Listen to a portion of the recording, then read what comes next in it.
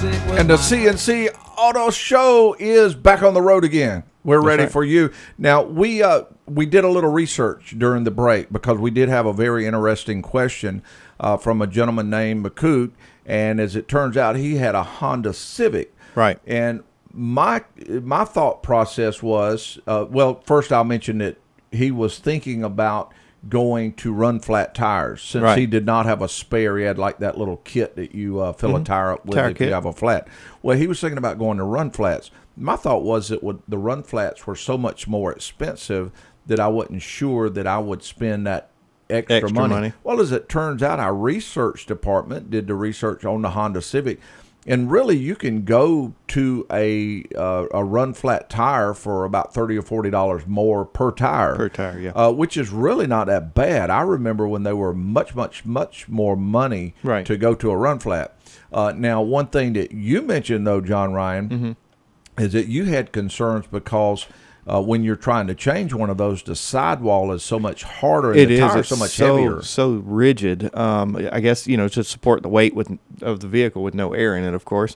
And I just, again, not that it's a bad thing, but it may change the handling characteristics of the vehicle.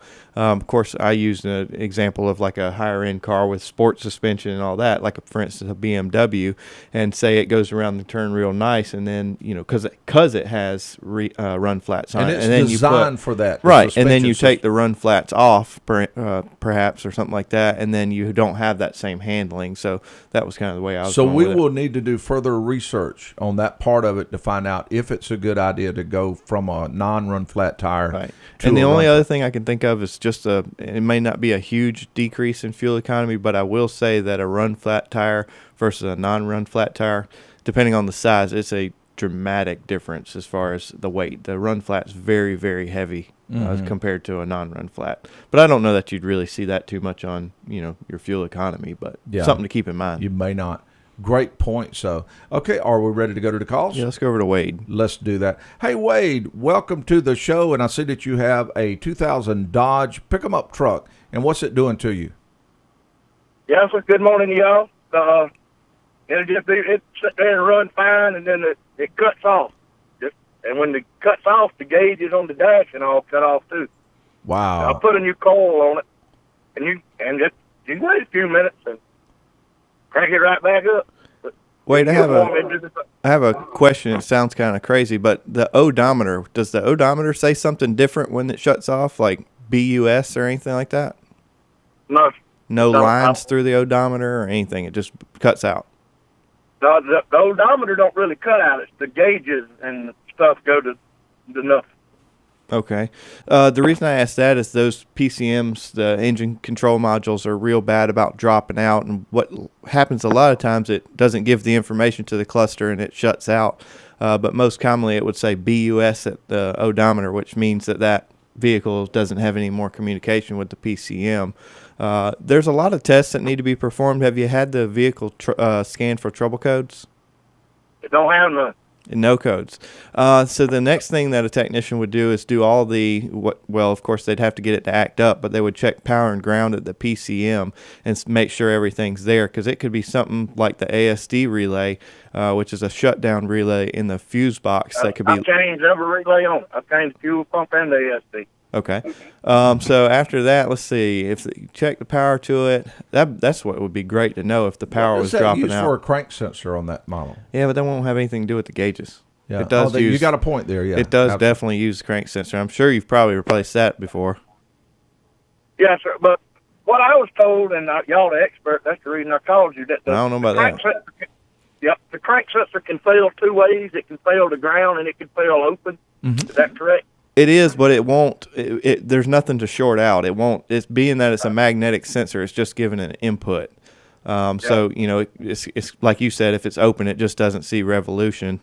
And then the same thing. If it was shorted, it wouldn't see revolution. Wade, what either. does your dash look like when the car actually cuts off? Is it just that the lights cut on? Several lights cut on the dash, or does it gauge it on?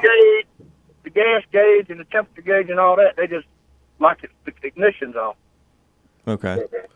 And that's why I wanted to know if there was power going to the PCM, because it could be something like an ignition switch losing contact. I'm gonna check that. I hadn't checked the power once it cut off on the PCM. That would be a great thing to do. Just to kind of find out if it is. You could tie on to, like, say, the fuel injector wire. Of course, there's two sides to an injector. There's the power side and the ground side coming from the PCM. You could just monitor that wire just to get an idea. Now, a technician would monitor every single power and ground going into that computer. But just for you to do, yourself, you could check the injector power wire, and when it stalls, see if it's losing power to the injector. Because really, if the key is on, that injector should have power on it the entire time. But also, even before that, I'm not sure that I wouldn't do a voltage drop test on the positive side of the system from the ignition switch out. You may have just a major loss of power, and that could be anywhere from a battery cable. That's what I'm saying. From the injector, you'll be able to figure that out. Something at the ignition switch dropping out. Any one of these things just completely dropping out. So those voltage drop tests there, and then also at the computer if you needed to move forward. But it sounds like you're losing complete power somewhere for that dash to do like that. It's kind of over fine, but it won't crank. Right, and I still feel like it's something PCM. Wait, I'm going to tell you about Aaron's signature test. It's called the WAP test.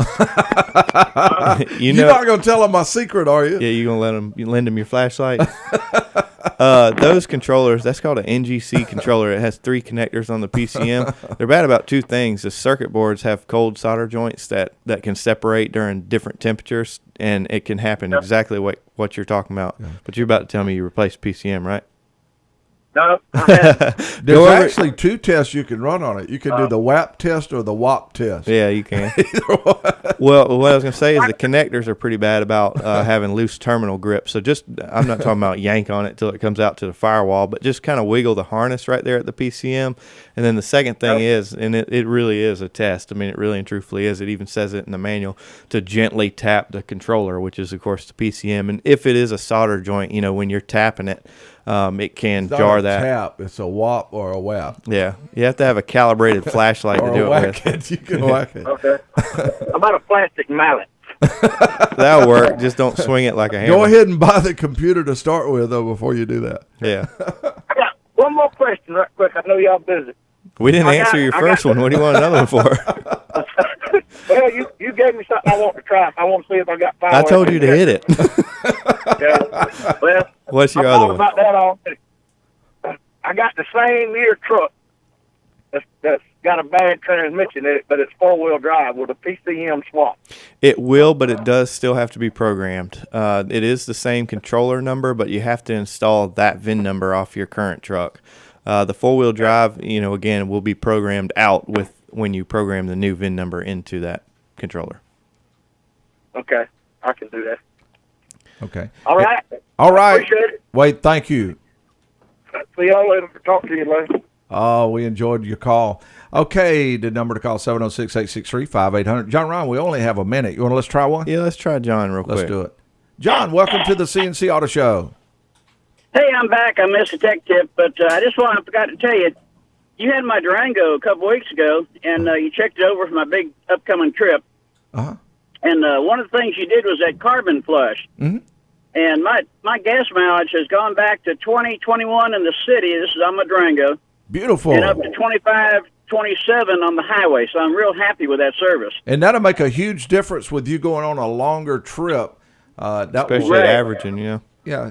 Try going downhill a lot more, too. That would do it. Yeah. And don't buy any E85 while you're there.